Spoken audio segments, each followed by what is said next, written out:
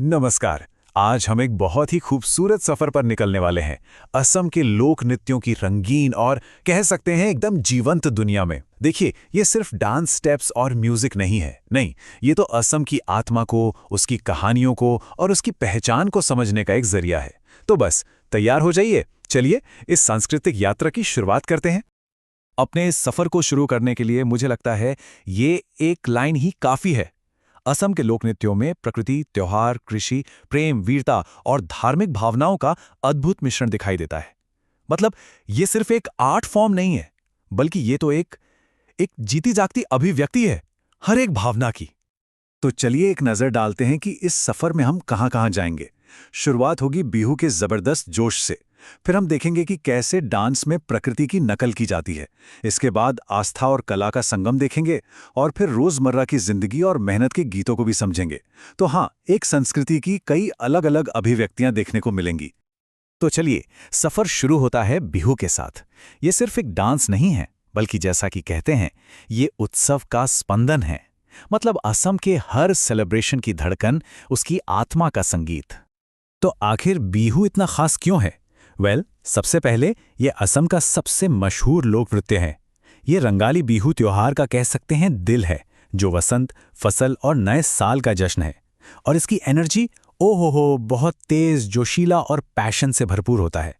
Dancers groups में या circle बनाकर नाचते हैं और हर एक मूव में प्यार, खुशी और उत्साह झलकता है।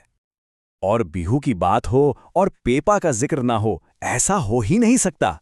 सोचिए जरा, भैंस के सींग से बना एक म्यूजिकल इंस्ट्रूमेंट, यही वो वाद्य यंत्र है जो बिहू म्यूजिक को वो एक अनोखी, एकदम देहाती और जोशीली धुन देता है, जो सीधे दिल में उतर जाती है। ये स्लाइड एक तरह से बिहू का पूरा कैनवस हमारे सामने रख देती है। एक तरफ हैं वो इंस्ट्रूमेंट्स जो माहौल बनाते हैं, ढोल, पेपा, गोगोना, टोकारी, और दूसरी तरफ वो पोशाकें हैं जो इसे विजुअली इतना खूबसूरत बनाती हैं। महिलाओं के लिए रेशम की मेखला चादर, खासकर लाल और सफेद रंग में, और पारंपरिक गहने, और पुरुषों के लिए धोती, गमोसा और पगड़ी, सब मिलकर एक कमाल का नजारा बनाते हैं। तो बिहू की उस तेज तर्रार एनर्जी से अब जरा एक शांत और खूबसूरत दुनिया में चलते हैं। अब हम देखेंगे प्रकृति की ग्रेसफुल नकल, यानी कैसे असम के डांस वहां के नेचर से प्रेरणा लेते हैं। और इसका सबसे खूबसूरत उदाहरण है बागुरुम्बा। ये बोडो जनजाति का नृत्य है, और जानते हैं इसे क्या कहते हैं? तितली नृत्य। है ना खूबसूरत? नाम सुनते ही एक बहुत ही नाजुक सी, प्यारी सी तस्वीर आंखों के सामने आ जाती है। तो ये जो बागुरुम्बा है, ये असल में एक महिला केंद्रित डांस है। इसमें डांसर के जो मूवमेंट्स होती हैं वो बिल्कुल तितलियों जैसी लगती हैं। और सिर्फ तितलियां ही नहीं, वो बड़े ही ग्रेसफुली पेड़ों, पक्षियों, नदियों, पहाड़ों, इन सब की नकल करती हैं। और हाँ, जहां बिहू में चटक रंग थे, यहां आपको नर्म, हल्के रंग दिखेंगे, जो प्रकृति की शांति को दिखाते हैं। चलिए, अब अपने सफर को एक और मोड़ देते हैं, एक आध्यात्मिक मोड़। अब हम उस दुनिया में कदम रख रहे हैं जहां आस्था और कला का संगम होता है, जहां डांस सिर्फ डांस नहीं, बल्कि पूजा का, इबादत का एक तरीका बन जाता है। और इसका सबसे बड़ा उदाहरण है सत्रिया नृत्य। देखिए, इसकी कहानी 15वीं सदी में शुरू होती है, जब संत श्रीमंत शंकर देव ने इसे इंट्रोड्यूस किया। तब ये सिर्फ सत्रों यानी वैष्णव मठों में ही परफॉर्म किया जाता था। लेकिन आज ये भारत के क्लासिकल डांस फॉर्म्स में से एक है। क्या कमाल की यात्रा रही है इसकी। तो ये सत्र हैं क्या जिनके बारे में हम बात कर रहे हैं? ये वैष्णव संप्रदाय के मठ हैं। ये वो जगह हैं जहां सत्रिया डांस को पूजा और भक्ति के एक तरीके के तौर पर डेवलप किया गया, परफॉर्म किया गया। एक तरह से कह सकते हैं कि ये इस डांस की जन्मभूमि है।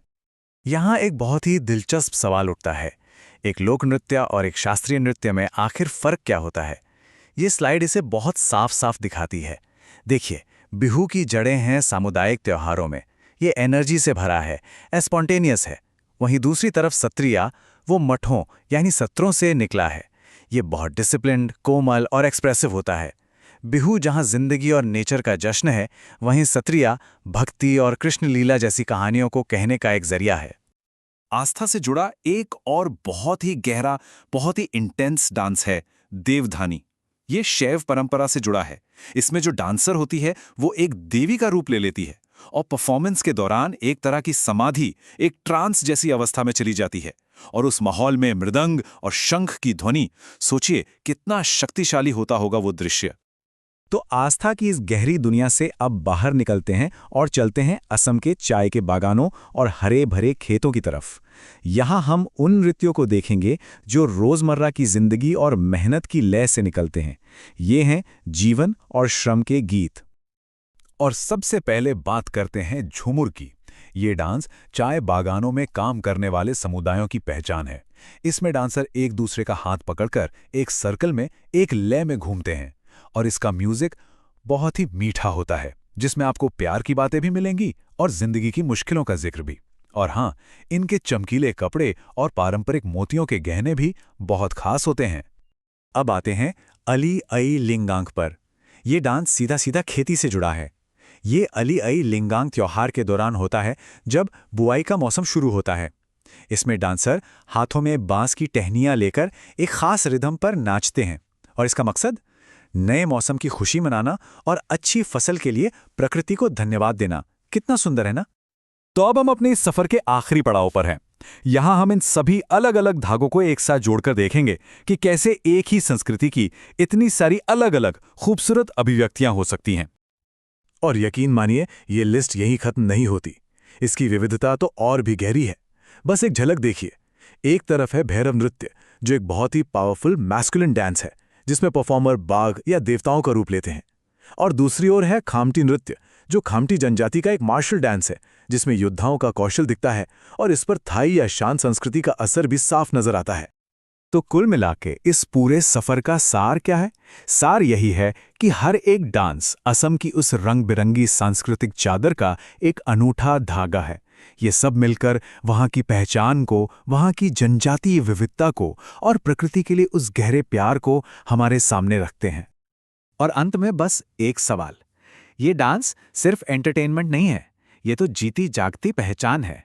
तो सोचने वाली बात यह है कि आखिर कैसे ये समुदाय अपनी कहानियों को, अपनी विरासत को सिर्फ लय और गति के जरिए पीढ़ी दर पीढ़ी जिंदा रखते हैं।